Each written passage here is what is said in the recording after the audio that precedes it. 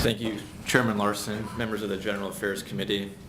My name is Nate Grasz, that's N-A-T-E-G-R-A-S-E, and I'm the Research and Policy Analyst for the Nebraska Family Alliance and do represent them in my testimony.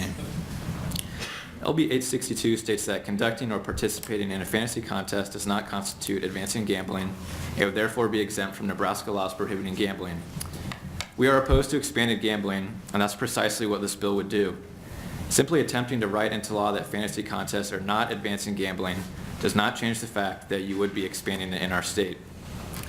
The fantasy companies say that their games are not gambling, contending that the games involve more skill than luck. And if that's the argument, is that it is predominantly a game of skill, Nebraska law prohibits wagering on games regardless of any skill component by revised statute 28-1101. And truth be told, we could go around and around debating and examining evidence on both sides of the argument, whether it's predominantly skill or chance, but that doesn't negate the fact that it's still gambling, and it doesn't mean it's good policy. Major fantasy sports sites have already been outlawed by state regulation in 7 states, and the percentage of players who are losing money at daily fantasy sports sites like FanDuel and DraftKings is astonishingly high. DraftKings data show that 89.3% of players had an overall negative return across 2013 and 2014.